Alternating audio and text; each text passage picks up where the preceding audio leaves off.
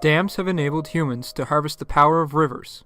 Dams benefit humans by providing hydroelectricity, improved navigation, and a stable water supply for both crop irrigation and municipalities. But for every action there is a consequence, and the construction of dams interrupts the natural flow regime of a river and alters the riparian habitat both upstream and downstream of the site. The majority of large temperate rivers have been fragmented by dams over the latter half of the 20th century. Canada is no exception. The altered rivers can potentially be detrimental or beneficial to the ecosystem. Here, we will examine the history and the pros and cons of dams in Canada's smallest province.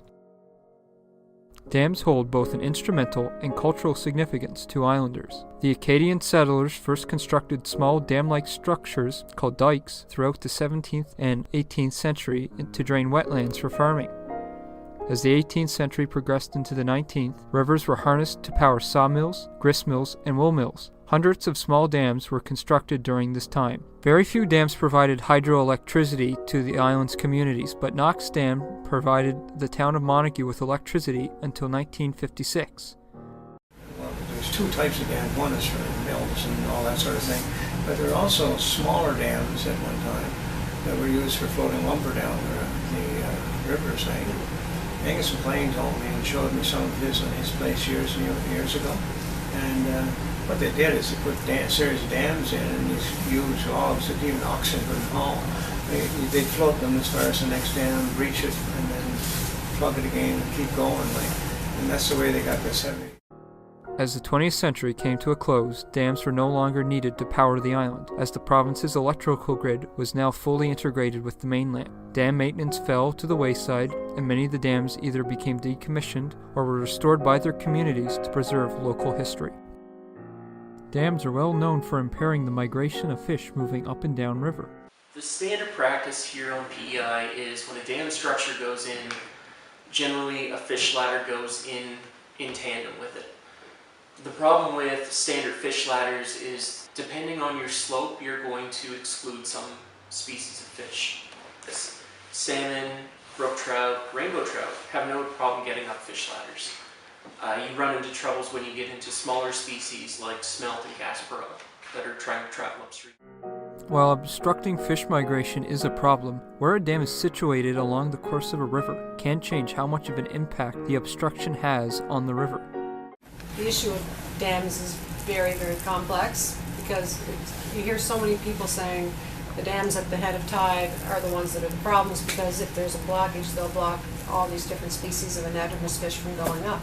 But we were involved in an impoundment study in the early 1990s, and what it showed was that the dams at the head of tide were actually the best in terms of water quality for the fish that lived in them, because they had a lot more water flowing through them. So if you can get around that fish passage issue in those dams, they're actually the best ponds that we have for freshwater fish. The dams in the head of the system and the headwaters are actually the most harmful in terms of water quality because there's not that much water flowing in them, and they can flood really big areas in these flat parts of PEI. Stagnant water allows the pond to heat up faster than flowing water. Hot water holds less oxygen than cold water, which can stress fish and invertebrates that have adapted to living in highly oxygenated brooks. Some of the island's reservoirs have reached 27 degrees Celsius in the summer. Brook trout die at 25. Lentic to lotic ratio was key. In other words, you could have a river like the Montague that had maybe 8 ponds on it, but the water quality wasn't affected because they were small ponds, because that's a very hilly kind of system. They were long, narrow ponds and the water flowed through them and it was no big deal. But if you get 2 ponds on a flat system that flood really big areas, it was actually more harmful to fish. So it's not just how many ponds or dams are on a system, it's how big they are and where they're located.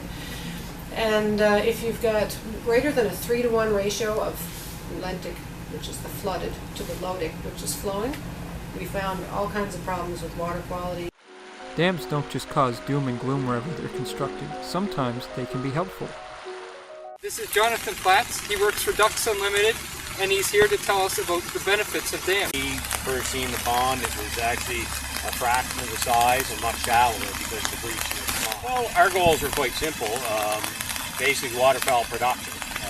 We wanted to provide both breeding and staging habitat for waterfowl, but as well habitat for other animals like fur bears, beaver and muskrat, and also provide an opportunity for recreational anglers, trappers, and hunters to come and enjoy the pond. Do you think there's a need for freshwater habitat like this on Prince Edward Island? Yes, absolutely. I mean, we have a long history here in PEI of wetland loss. Wetlands have been infilled and drained for the better part of 300 years. We'll never get all of those wetlands back, but every little small marsh project or every little pond that we can make. Dams' main environmental impacts on PEI is not just the impairment of fish migration, but the transformation of lotic to lentic habitats. While fish can be negatively impacted, waterfowl stand to benefit from the increase in freshwater wetlands the reservoirs create.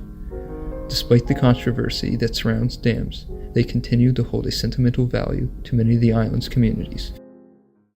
Thank you. Well, it's just such a they're so important. Yeah. They're so valued by people, right, in the communities, and they don't want to get rid of their dams, even though sometimes they're just terrible for the environment.